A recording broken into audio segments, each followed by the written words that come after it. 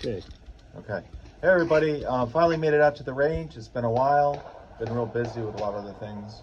But this is the Chinese SKS Type 56 that I cleaned up in this series of videos prior to this one. Shooting it for the first time, so let's see what happens.